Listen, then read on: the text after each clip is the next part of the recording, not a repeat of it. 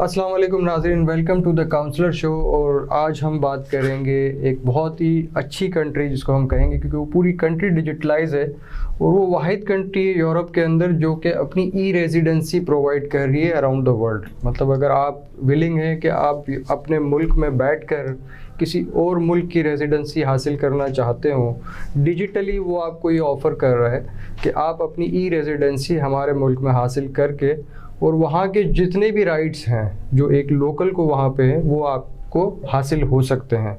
उसी कंट्री में जो कि जिसका नाम है इस्टोनिया, जो कि जदीद कंट्री है यूरोप के अंदर, वो वाहिद पूरी दुनिया में कंट्री है जो कि अपनी ई रेजिडेंसी प्रोवाइड कर रही है। वहाँ पे स्टडी के लिए क्या ऑप्शंस हैं स्टूडेंट के लिए, जो स्टूडेंट्स चाहते हैं कि वो इस्टोनिया जाके अपनी फर्दर एजुकेशन को कंप्लीट करें। उसी सिलसिले में आज हमने प्रोग्राम रखा हुआ है और उसमें हमने दावत दी है मोहम्मद शुएब साहब को, जो कि स्टूडेंट वीज़ा काउंसलर हैं। हम उनसे पूछेंगे कि वहाँ पर क्या क्या ऑप्शंस हैं और किन किन फील्ड में स्टूडेंट जो है अपनी एजुकेशन वहाँ जाकर कंप्लीट कर सकते हैं और वहाँ का क्या बजट और क्राइटेरिया है। जी शुएब साहब, अस्सलाम वालेकुम, क्या हाल है? खैरियत साहब? वालेकुम सलाम आज़ीज़ साहब, आप कैसे हैं? जी अल्हम्दुलिल्लाह। अच्छा शुएब साहब, इस्टोनिया के अंदर जो है, जो कि यूरोप में मौजूद है, फिनलैंड के नीचे है, मुझे ये बताइए कि वहाँ पे एडमिशन्स कब ओपन होते हैं और स्कॉलरशिप वगैरह के लिए क्या प्रोसीजर होता है? कोई स्टूडेंट अगर इस्टोनिया फर्दर एजुकेशन के लिए जाना चाहे तो वो किस वक्त जो है वो एडमिशन के लिए अप्लाई कर सकता है? सर बेसिकली पूरे यूरोप में, क्योंकि Estonia is a part of a Europe, पूरे यूरोप में एक इंटेक होता है जिसको हम एडमिशन इंटेक कहते हैं। जी वो होता है सितंबर इंटेक, ठीक है। और यूनिवर्सिटी जब एडमिशन्स कॉल करती है या यूनिवर्सिटी अपने जो पोर्टल्स हैं उन पोर्टल्स पे एडमिशन ओपन करती है, तो उसकी डेट्स उसको भी हम 2 सेक्टर्स में डिवाइड कर सकते हैं। फर्स्ट सेक्टर आप ले लें कि लेट्स से नवंबर से हमारे एडमिशन स्टार्ट हुआ, ठीक है। वो एडमिशन आपके चलता है नवंबर, दिसंबर, जनवरी, फरवरी लास्ट है इसका। एग्जैक्टली इसका पहला इंटेक जो है उसका लास्ट जो मंथ है वो है फरवरी। और जब हम दूसरे इंटेक की बात करते हैं तो वो शुरू होता है मार्च से।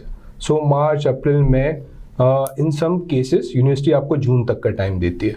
अच्छा, सो ये 2 सेगमेंट्स हो गए आपके पास। मतलब मार्च टू जून, अगर मैं यूँ कहूँ कि नवंबर टू जून आपके पास 2 डेट्स आती हैं, जिसमें नवंबर टू फेब आप फर्स्ट इंटेक कर सकते हैं और फिर सेकंड जो है वो आप मार्च से लेकर जून तक में अप्लाई कर सकते हैं। तो एडमिशन्स दोनों इंटेक में मिल जाते हैं या चांसेस ये होते हैं कि अगर आपने इस्टोनिया जाना है तो वो आप नवंबर और फरवरी के दरमियान में ही अप्लाई करें? फर्स्ट कम फर्स्ट बेसिस है या आपके पास राउंड द ईयर जो ये 2 इंटेक आ रहे हैं आप इजीली उसमें अपना एडमिशन हासिल कर सकते हैं? सर बेसिकली जो पहला तरीक़ेकार है या जो अच्छा तरीक़ेकार है जिससे एडमिशन्स के चांसेस ज़्यादा अच्छे हो जाते हैं, वो है कि हम जो नवंबर से फेब का इंटेक है उसमें एडमिशन अप्लाई करें। ठीक है। उसमें आपको बेनिफिट्स ये हैं कि आपका एडमिशन जल्दी आएगा, आप जल्दी पहुंचेंगे। अब आपका जो सवाल था उसका दूसरा सेगमेंट था कि स्कॉलरशिप। जी ठीक है। इस्टोनिया में as compare to other countries, जैसे आप इटली की मिसाल ले लें या जर्मनी की मिसाल ले लें जो कि यूरोप, जिनकी स्टेट फंडेड स्कॉलरशिप्स हैं, इस्टोनिया में जो स्कॉलरशिप्स हैं वो यूनिवर्सिटी की स्कॉलरशिप है। और उन स्कॉलरशिप को आप सेगमेंट वाइज ऐसे डिवाइड कर सकते हैं कि वो यूनिवर्सिटी उन फुल ब्राइट जो स्टूडेंट्स हैं उनको स्कॉलरशिप अवार्ड करती है। उस अवार्ड में आप फिर सेगमेंट बना सकते हैं कि अगर कोई बच्चा जिसकी परसेंटेज या जिसकी CGPA है 4 है या 3.5, मतलब merit base scholarship available, need base नहीं है, मेरिट बेस है कि अगर कोई बच्चा उस मेरिट को एलिजिबल है वो अप्लाई करता है तो उसको मिल जाएगी। एग्जैक्टली इस तरह नहीं है कि जैसे यूरोप में या इटली के अंदर नीड बेस स्कॉलरशिप भी गवर्नमेंट फंडेड होती है, वो तरीक़ेकार नहीं है यहाँ पर। एग्जैक्टली। अच्छा, इसकी जो फीस है as compare to Italy, Germany and other European countries, Estonia की जो फ़ीस है मुख्तलिफ कोर्सेज़ की, वो इक्वल है या ज़्यादा है या कम है?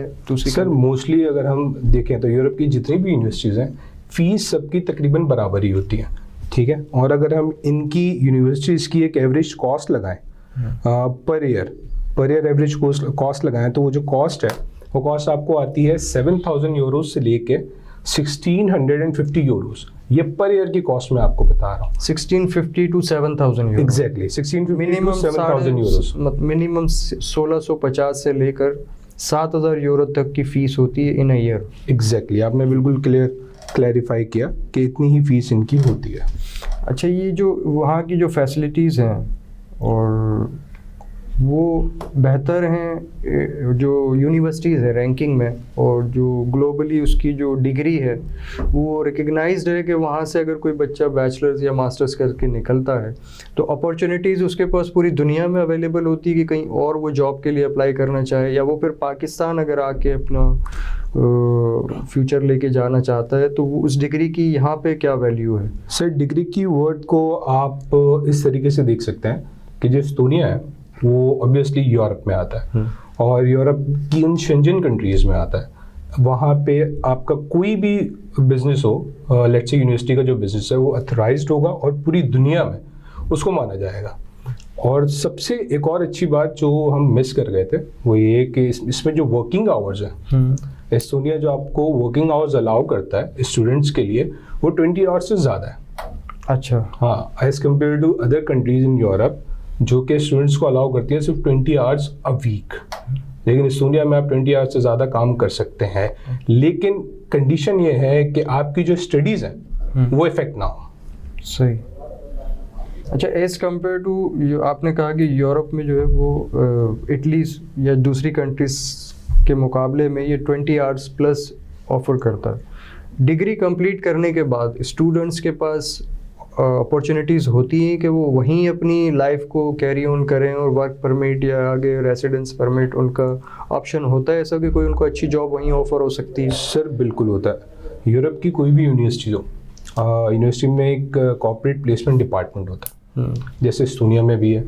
एस्टोनियन यूनिवर्सिटी से आपने ग्रेजुएट किया या पोस्ट ग्रेजुएशन की, ठीक है, उसके बाद आपको 1 साल का वीज़ा ग्रांट करेंगे वो, और उसके साथ साथ उनकी कोशिश भी होती है कि ये बच्चा जो जिसने हमारी यूनिवर्सिटी से ग्रेजुएशन की है उसको प्लेस भी हम करवाएं। उसके साथ साथ पूरा यूरोप आपके लिए खुला है, पूरी दुनिया आपके लिए खुली है, क्योंकि आप ऑब्वियसली शेंजन वीज़ा पे गए हो तो शेंजन में जो जो कंट्रीज़ आती हैं उन कंट्रीज़ में आप 1 साल तक रह सकते हो, जॉब अप्लाई कर सकते हो, जॉब सर्च कर सकते हो, और आपको कॉन्ट्रैक्ट मिल गया तो आपका कॉन्ट्रैक्ट रिन्यूअल भी हो सकता है। Is it IELTS is mandatory for the admission? Yes. In Estonia? Yes, it is. Estonia में भी आइल्स मैंडेटरी है, और उसमें बहुत सारे बच्चे कंफ्यूज होते हैं कि यार हम आइल्स करें ना करें। आइल्स कर लेना बेहतर है, क्योंकि हमारी जो तालीमी काबिलियत है, मैं पाकिस्तानी स्टूडेंट्स की बात कर रहा हूँ, हमारी जो तालीमी काबिलियत है वो इससे जांचते हैं। अगर मैं इसको और सिंपल करूँ कि आपने ग्रेजुएशन किया हुआ है, ग्रेजुएशन उसके बाद आप मास्टर्स के लिए वहाँ अप्लाई करेंगे, आप मास्टर्स के लिए अप्लाई तो कर रहे हैं, लेकिन वो एक तरीके से आपकी एलिजिबिलिटी देखना चाहते हैं कि इंग्लिश लैंग्वेज में आपकी एलिजिबिलिटी क्या है। वो आइल्स टेस्ट को जो है उन्होंने बेंचमार्क रखा है कि 6.0 जो है वो आइल्स के मार्क्स होने चाहिए। वो इंग्लिश टॉक में ही होते हैं सारा पूरा कंप्लीट कोर्स जो है। ठीक है शोएब साहब, बहुत बहुत शुक्रिया आपका। और एस्टोनिया के बारे में उम्मीद है कि जो बेसिक इन्फॉर्मेशन थी वो आप तक पहुंच गई होगी कि वहाँ पर क्या फ़ीस है और एलिजिबिलिटी क्राइटेरिया क्या है और वहाँ पे क्या बेनिफिट्स हैं आपको। अगर मज़ीद आप इसके बारे में मालूमात लेना चाहते हैं कि एस्टोनिया में एजुकेशन फर्दर स्टडीज़ के लिए क्या बेनिफिट्स हैं, तो आप हमें अपने कमेंट बॉक्स में मैसेज करें। इंशाल्लाह जो भी क्यूरीज़ होगी वो हम आपको उसका फौरी रिप्लाई देंगे। और मज़ीद वीडियोस आप हमारी देखते रहिए। स्टडी अब्रॉड के हवाले से मुख्तलिफ़ कंट्रीज़ को हम डिस्कस करते रहेंगे और ऑप्शंस आपको बताते रहेंगे कि कहाँ कहाँ दुनिया में आप स्कॉलरशिप हासिल कर सकते हैं और कौन सा डेस्टिनेशन ऐसा है जिससे आपका फ्यूचर सिक्योर हो सकता है। तो देखते रहिए हमारा program the counsellor Bilwani law associates और मेमन एजुकेशन फोरम की जानिब से ये प्रोग्राम आप तक पहुँचाया जा रहा है। तो हमें सब्सक्राइब भी करें हमारा चैनल और शेयर भी करें। इंशाल्लाह अगले प्रोग्राम तक के लिए इजाज़त दीजिए। अस्सलाम वालेकुम।